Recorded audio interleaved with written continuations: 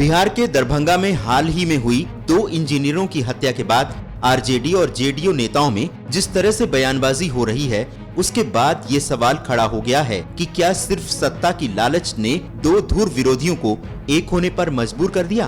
क्योंकि जिस तरह से आरजेडी और जेडीयू के बीच इस वक्त जुबानी जंग चल रही है, उससे तो साफ है कि गद्दी पर बैठने के अरमान ने दोनों को हाथ मिलाने पर मजबूर किया। लेकिन सत्ता में आने के 2 महीने बाद भी दिल नहीं मिल पाए।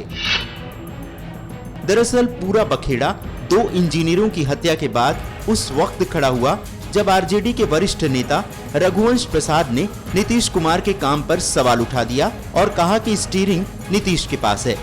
ऐसे में जो बातें होंगी, जो सवाल उठेंगे, उसके लिए नीतीश को जवाब तो देना ही होगा। रघुवंश यही नहीं रुके, उन्होंने जेडीयू नेताओं पर करारा प्रहार करते हुए कहा कि जेडीयू के लोगों को जयकारा सुनने की आदत है, सरकार में है तो जवाब देना चाहिए।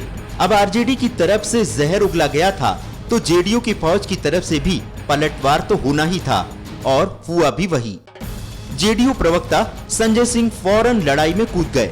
संजय ने कहा कि रघुवंश सठिया गए हैं, विधानसभा चुनाव के समय से ही वो अनाप शनाप बोलते रहे हैं। वहीं जनता दल यूनाइटेड के ही बड़े नेता श्याम रजक ने कहा कि नीतीश को कोई नसीहत नहीं दे सकता, वो सुशासन के लिए जाने जाते हैं। उन्होंने बिहार में काले अध्याय को समाप्त किया और अमन चैन कायम किया। मामले ने जब तूल पकड़ा और मीडिया में दोनों पार्टियों के तकरार की खबरें आग की तरह फैली, तो आरजेडी प्रमुख लालू यादव को डैमेज कंट्रोल के लिए आना पड़ा और उन्होंने अपनी पार्टी के नेताओं को इस तरह के बयान से बचने की नसीहत दी।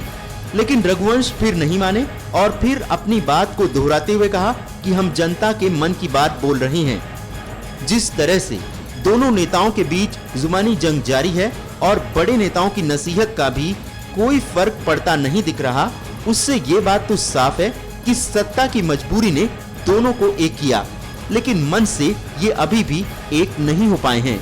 और ये तो बस अभी शुरुआत है, आगे आगे देखिए होता है क्या।